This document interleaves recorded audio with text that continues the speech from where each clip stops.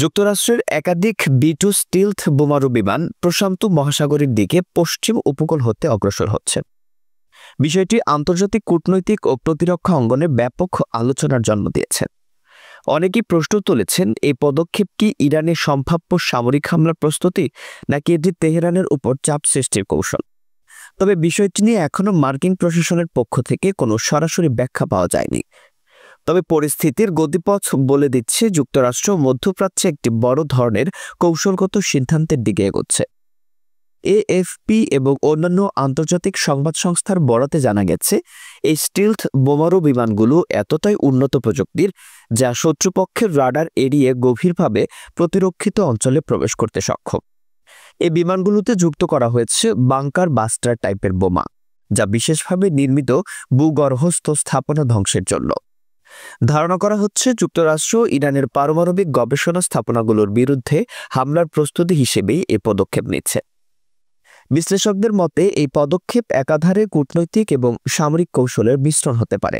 তেহরানকে কঠিন বার্তা দিতে ট্রাম্প প্রশাসন এইরকম পদক্ষেপ নিতে পারে যাতে ইরান আলোচনায় বসতে বাধ্য হয়। অন্যদিকে যদি ইরান কোনো প্রতিক্রিয়া জানায় বা উত্তেজনা বাড়ায়, তবে যুক্তরাষ্ট্র দ্রুত প্রত্যুত্তরের জন্য প্রস্তুত থাকবে।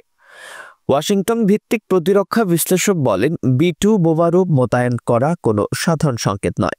এটির মাধ্যমে দেখানো হচ্ছে যুক্তরাষ্ট্র একেবারেই প্রস্তুত এবং প্রয়োজনে প্রতিরোধ নয়, প্রথমে আঘাত হানার জন্য তারা প্রস্তুত।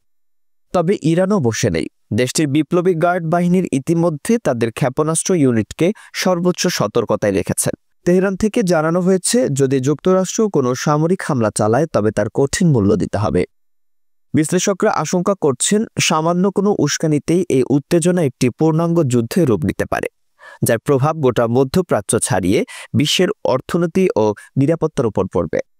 এর মধ্যে আন্তর্জাতিক তেল বাজারে অস্থিরতা শুরু হয়েছে। জাতিসংঘ এবং ইউরোপীয় ইউনিয়ন কূটনৈতিক সমাধানের আহ্বান জানিয়েছে। আন্তর্জাতিক বিশ্লেষকরা বলছেন, যুদ্ধ নয়, শান্তিপূর্ণ আলোচনার মাধ্যমেই এই সমস্যার সমাধান হওয়া উচিত।